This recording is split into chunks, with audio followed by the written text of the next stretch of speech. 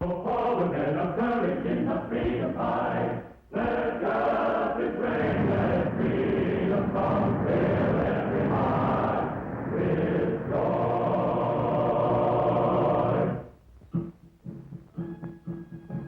For centuries, the Orient has had a potent attraction for the rulers of many lands. Generations ago, this fascination with the East was occasioned principally by its wealth of gold and precious gems. In this 20th century, the wealth of the Orient still exerts a powerful attraction.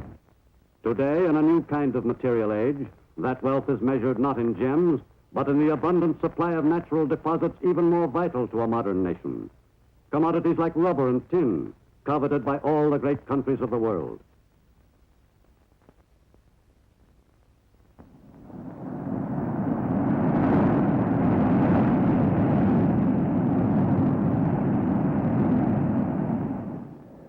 In Washington, in March 1935, an important new chapter was begun in the history of a group of 7,000 islands, lying some 10,000 miles away in the Pacific. The Philippines were represented at the White House ceremony by the president of their territorial Senate, Manuel Quezon.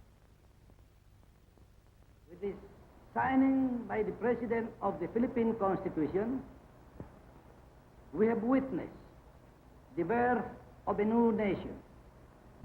The people of the United States and the people of the Philippine Islands have been conducting together a great experiment. And during the period of the Commonwealth government, this experiment will continue until the ultimate withdrawal of the United States sovereignty and the establishment of complete independence. But on the other side of the world, Japan had no such altruistic intentions toward its neighbor to the south. During the 1930s, the Japanese were preparing for the day when they would take away independence, not grant it.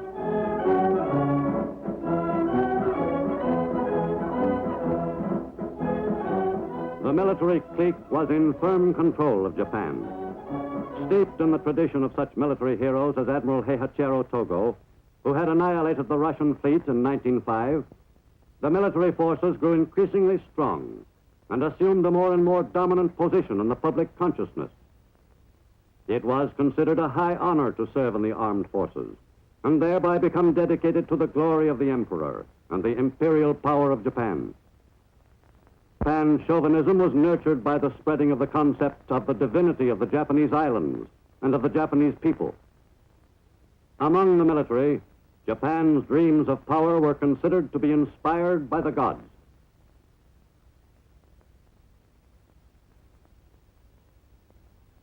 The acceptance of the militarists in the Japan of the 1930s was attributable partly to the fact that no wars had ever been fought on the Japanese homeland.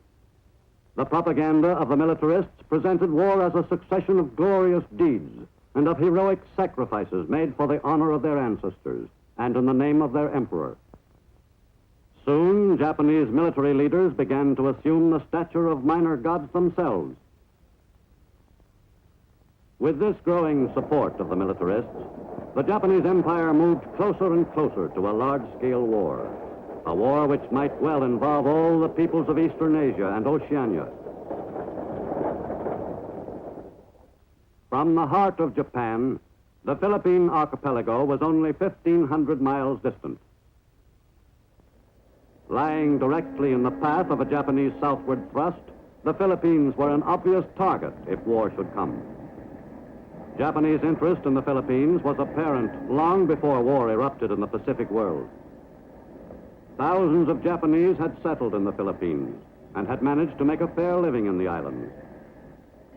The bond between the two Oriental peoples was stronger than most Westerners realized in the years which preceded the war. Relations between the Japanese and Filipinos were, for the most part, friendly.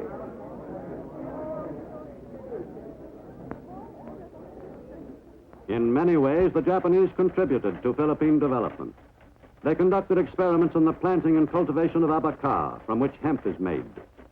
The introduction by the Japanese of improved methods of stripping and baling the product helped stabilize the hemp industry. The Japanese produced more than 1/4 of all Philippine hemp, and it was largely top-grade hemp. Many industrious Japanese immigrants were among the most successful fishermen in the Philippines. Even the Filipinos admitted that the average Japanese fisherman was the equal of about 8 Filipinos. But the commercial activities of the Japanese were looked on with a considerable degree of suspicion by many Filipinos. Others considered the rumors about the Japanese fantastic.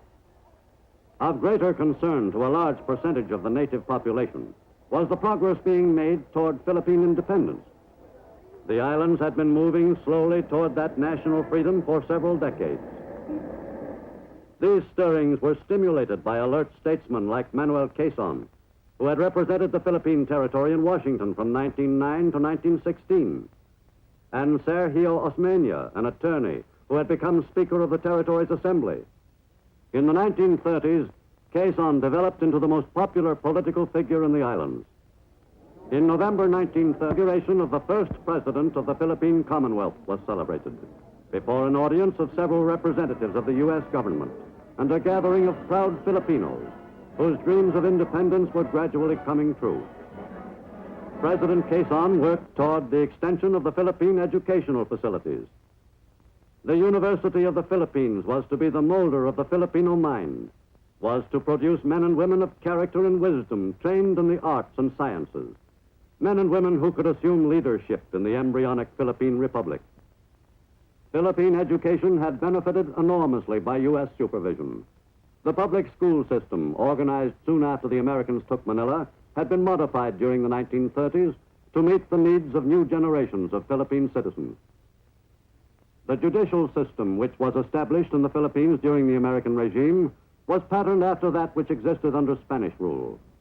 In certain types of cases, a decision of the Philippine Supreme Court could be appealed to the U.S. Supreme Court.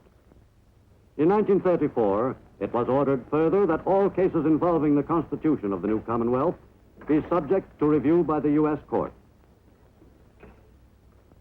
In 1940, a bicameral legislature was provided for in a series of amendments to the Constitution.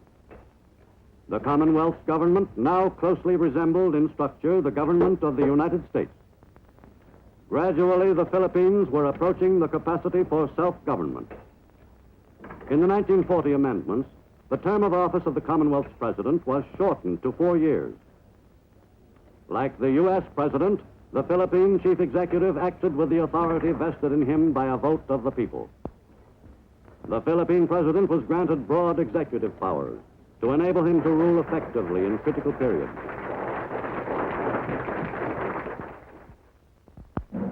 But Philippine capabilities for defending the islands throughout the 1930s were slight indeed. Filipinos were thrilled by parades and martial music. But even in 1940, the Commonwealth president was openly pessimistic about the country's ability to defend itself successfully against a strong aggressor. The Philippine Army was being enlarged by some 40,000 conscripts a year.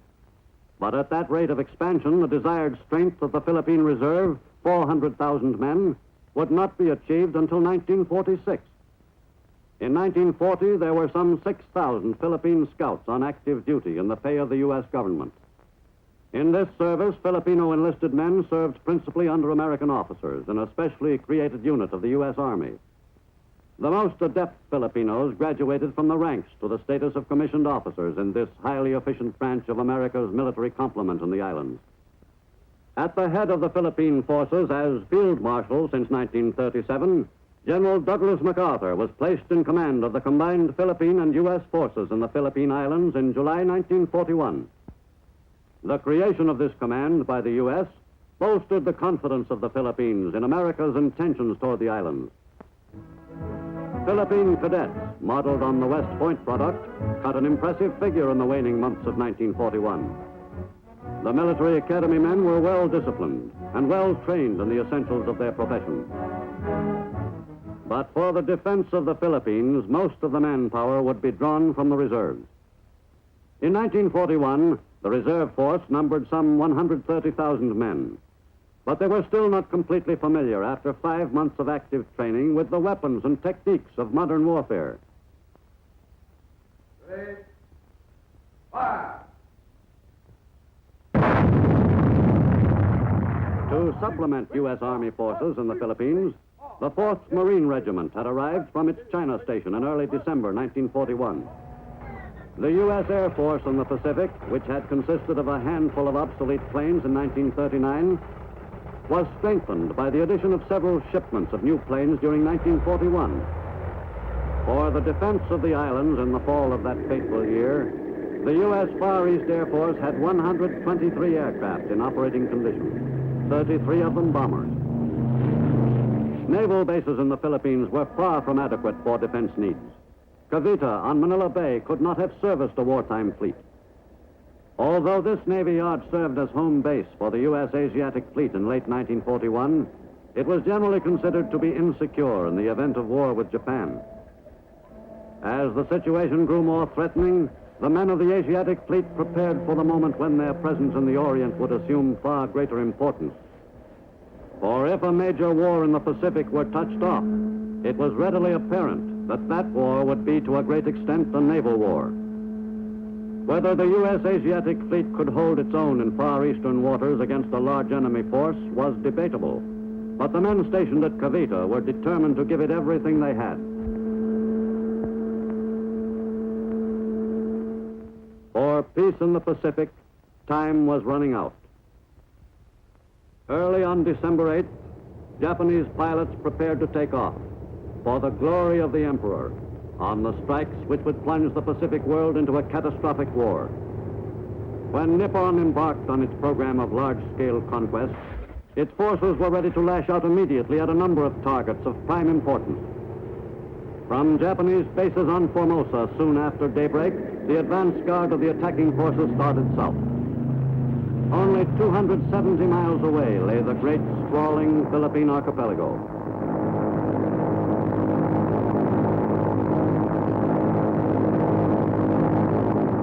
The attack plan called for strikes against a number of U.S. airfields scattered throughout the island. As the planes flew southward on their mission, ships of the Imperial Navy were already moving in the same direction. The Japanese had assigned an overwhelmingly strong fleet of warships to the operation, just in case U.S. naval units should elect to contest the Nipponese invasion of the Philippines.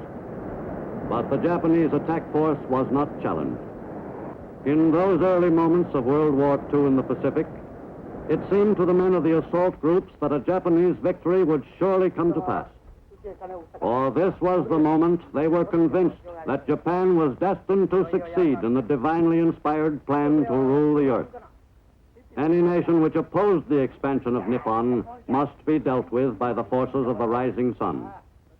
How unfortunate for the enemy that he should be foolish enough to oppose the Emperor's warriors. In little more than 12 hours, the invasion of the Philippines would be launched. Japan's program of conquest had been set in motion. The fate of the Pacific world was in the balance. The Japanese invasion of the Philippines was conducted on schedule. The first landing was made on December 8th, and during the 2 weeks following, beachheads were successfully secured at 6 points in the archipelago. The Nipponese assault troops had been well prepared for this kind of campaign. On Luzon, the principal island, the strategy called for the forces which had landed at several points to drive toward Manila and seize that objective.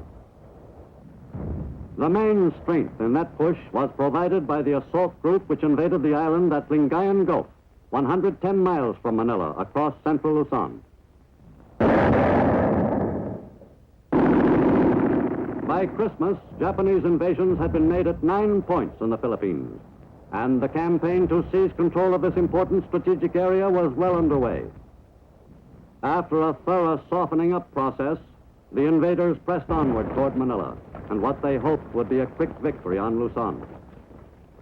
During the first weeks of fighting on Luzon, the Japanese steadily reinforced their original assault units. As 1941 neared its end, the Japanese were succeeding in closing in on Manila from 2 directions. The Japanese plan for choking off the Philippine capital was working perfectly.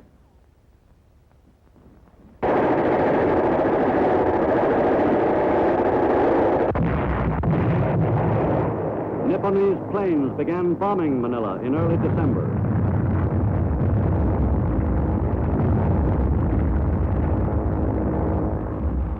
The air attacks continued as the invading ground forces drew closer to the Philippine capital. The Japanese raids on U.S. airfields took a heavy toll of U.S. planes, many destroyed on the ground. At year's end, advanced Japanese units approached within sight of Manila, which was still bombed, though it had been declared an open city. In little more than 3 weeks, the spearhead of the Japanese ground offensive on the capital had driven within striking distance of the objective. Evacuated by its defenders, Manila was the invaders for the taking.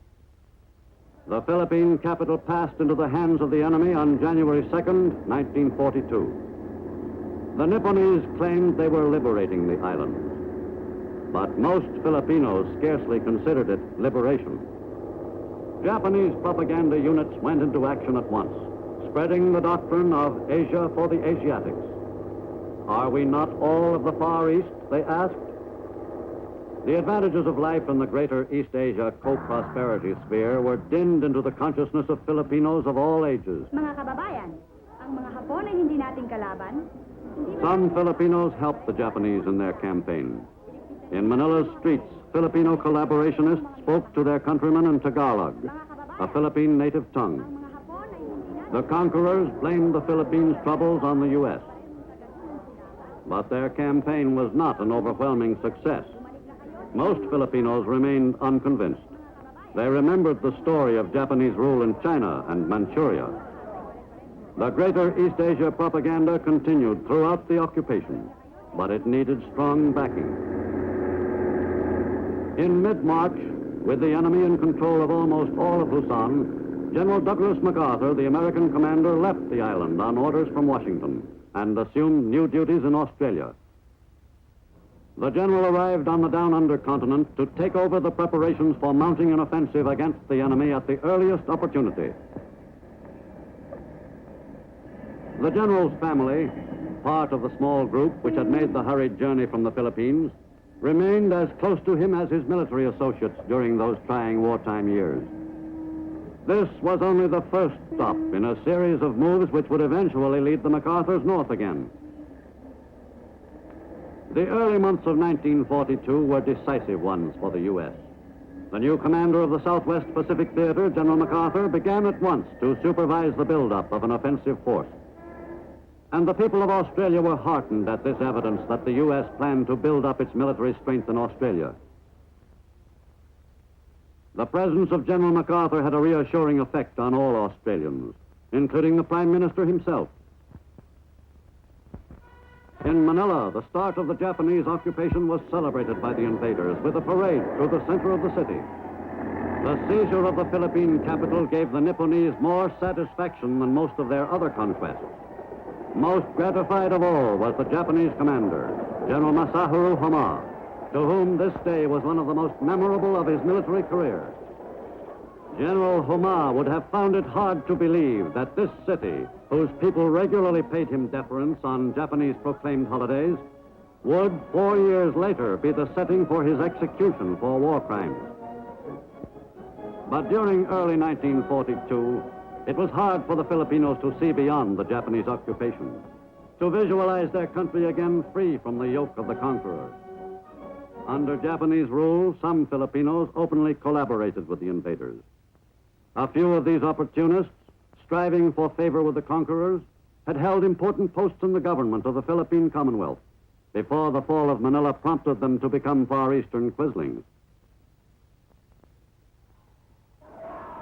Most active of the Filipino collaborationists was Jose Laurel, former Associate Justice of the Philippine Commonwealth Supreme Court. Laurel became a spokesman for the Japanese, and for his labors was subsequently rewarded by being made puppet president of what the Japanese euphemistically termed the Independent Republic of the Philippines. Soon after the invaders gained control of most of the Philippines, the produce of the country attracted their attention. A program of systematic looting of the island's products began. The new rulers appropriated everything they wanted, including vitally needed stores of rice, tinned foods, and cotton. In the tradition of aggressors throughout recorded history, the Japanese seized everything which might prove of any value to them and deprived the inhabitants of the produce of their country. Japanese greed and the confiscation of Philippine goods provided an effective contrast to the high-sounding promises the invaders had made to the conquered nation. The greater East Asia co-prosperity sphere worked in only one direction. In late April 1942, Corregidor in Manila Bay was the last outpost to resist the Japanese invaders of Luzon. For almost a month, the Japanese bombarded the island fortress with every weapon at their command.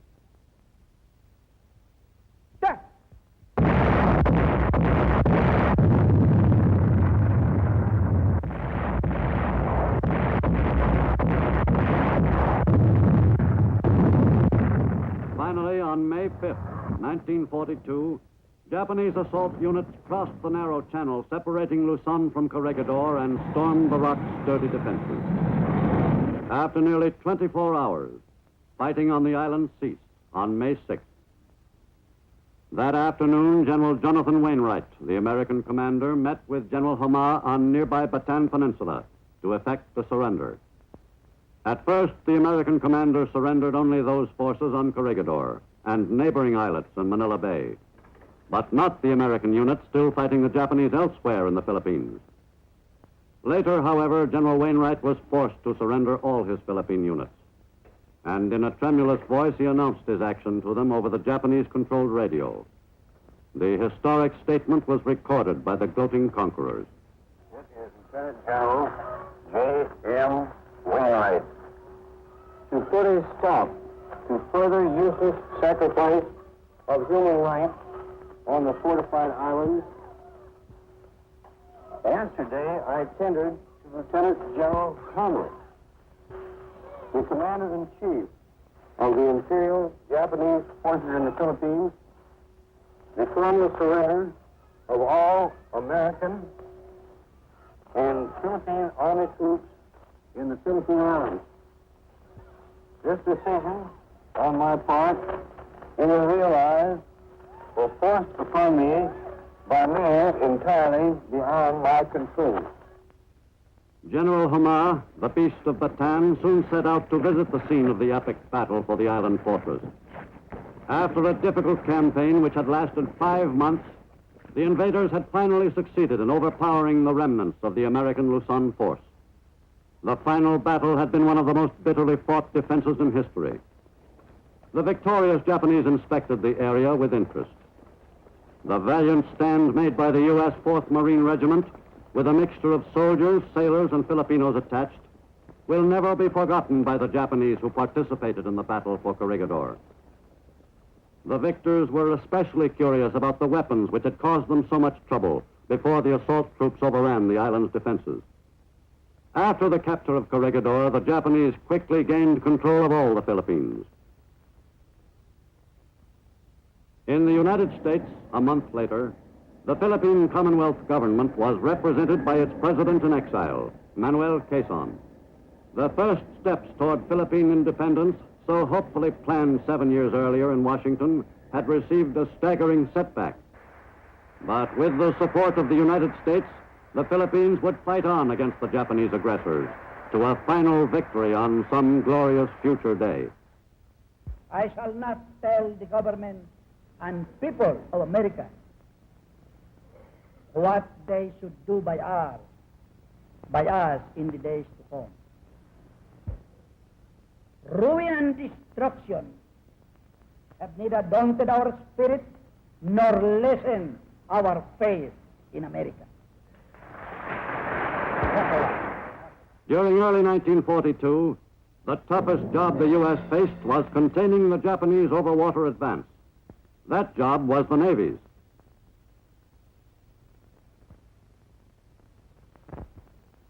Go forward, men of courage in the freedom fight. Let every pirate feel your might. For freedom and justice, forward, sir. Be relentlessly marching on. But freedom, constant Christ is eternal vigilance. Go forward, men of courage in the freedom fight. Let every pirate feel